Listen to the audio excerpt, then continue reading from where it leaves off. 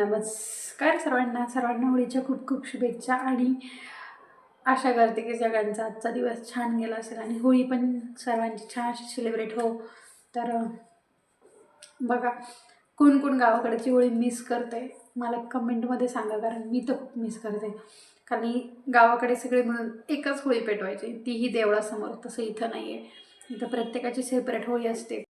तर बघा, इकडे ना मस्त असं पुरणपोळीसाठी पीठ चाळून घेतलं कपड्याने चाळलं ना तर पुरणपोळी फाटत नाही आणि छान पण होते. आणि इकडे सारासाठी म्हणजे आमटीसाठी ना मी मसाले वगैरे काढून घेतले होते. पीठ ते चाळलेलं आहे, ते आता मळून घ्यायचं आहे. डाळ थोडी जास्तच टाकली, कारण ते सारामध्ये पण टाकावं लागते आणि जास्तच करू म्हटलं पुरण, सो त्यासाठी थोडी जास्त घेतली आहे. आणि इकडे ते परीचं दूध चपाती ठेवलं आहे, तिला खाऊ घालायचं होतं म्हणून. आणि बघा, मस्त असा मसाला आहे ना ग्राइंड करून घेतला आहे छान. हे बघा, अशी मस्त पेस्ट. आणि हा मसाला आहे ना म्हणजे मी एवढा नाही टाकणार आहे, आमटीत थोडंच टाकणार आहे, बाकीचा थोडा मला यूज पण होणार नंतर. तर इकडे पुरण पण केलं आहे छान. बघा, जमलं आहे की सांगा मला कमेंटमध्ये. आणि ना म्हणजे मला आहे ना 3 वर्ष आधी पुरणाचा पी पण माहीत नव्हता, इतकं म्हणजे मला काहीच येत नव्हतं. आणि आता मला विश्वास बसत नाही का मी स्वतः सगळा स्वयंपाक करायला लागली आहे पुरणाचा. खरंच लग्न झाल्यावर आहे ना डायरेक्ट 360 बदल होतात आयुष्यात. 180 तर नाही, पण डायरेक्ट 360 बदल होतात. आणि माझं तसंच झालं आहे. मी कधीच पूर्णच स्वयंपाक केला नाही आणि कधी मम्मीला म्हटली पण नाही का मला करू दे. माझी मम्मी तर एवढी बोलायची कर कर कर, पण कधीच नाही केला मी. पहिला स्वयंपाक आहे ना माझं लग्न झाल्यानंतर सासरी, तेव्हा पण माझ्या सासूबाईंनीच करून घेतला होता. मी काही केला नव्हता, मी फक्त उगाच दळून वगैरे देणं ह्या गोष्टी केल्या होत्या. पण नंतर लाईट गेली.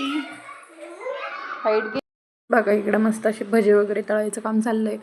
आणि एका साईडला सार पण झालं आहे. आमच्याकडे सारच म्हणता आमटीला, आमटी वगैरे असं काही नाही म्हणत, सार म्हणता. तर सार भात, असं पुरणपोळी भजे सार भात असं काहीसं जेवण असतं. तर माझं सार झालं आहे बनवून, मस्त इकडं भजी पण घेतलीत करून. आणि मी म्हटलं ना मला पूर्णचं स्वयंपाकाचं म्हणजे काहीच येत नव्हतं. तर नंतर ज्यावेळेस आम्ही इकडं पुण्याला राहायला आली ना, तेव्हा ॲटोमॅटिक माझी मी शिकून गेली सगळ्या गोष्टी. आणि पुरणपोळीचा किस्सा सांगते मी तुम्हाला याच्यात एक.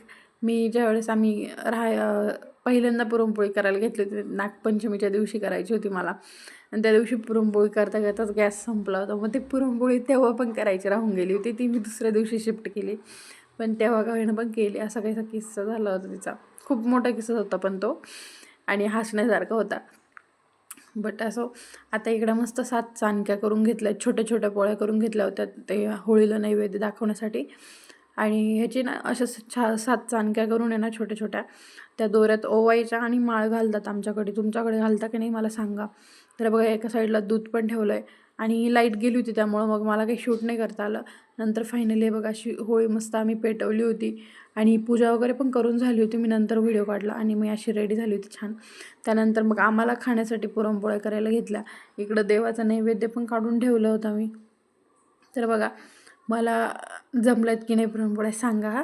तर हे बघ, मस्त असं पीठ वगैरे, तुम्हाला एक सांगू का, हे हळद टाकून पीठ वगैरे आमच्याकडं तर नाही, म्हणजे आत्ता करता बरं का हे, किंवा मग पहिल्यापासून काही भागात करत असतील. आमच्या घरी तर तसंच मळता, पण पोळी पिवळी दिसावी म्हणून हळद टाकून पीठ मळला, आता तो ट्रेंडच आहे. आमच्या घरी नव्हते करत तसं, आमच्याकडे जशी भाकर असते तशीच दिसते पोळी. बट आता ठीक आहे, चला ट्रेंडनुसार आपण पण बदललं पाहिजे, म्हणून मग थोडाफार बदल मी पण केला. मी पण पोळीत हळद टाकूनच मळलं ते. आणि बघा, छान असं पुरण पण रेडी होतं माझं, मस्त पोळ्या पण केल्या आणि असं काही छान स्वयंपाक केला होता, छान असं जेवण पण केलं. आथरून म्हण थू रू ना आथरून.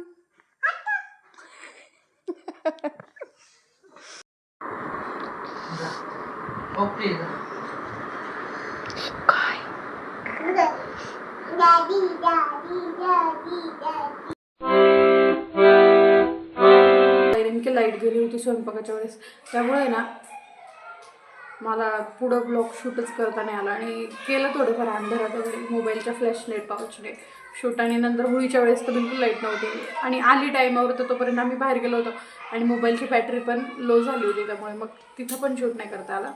बट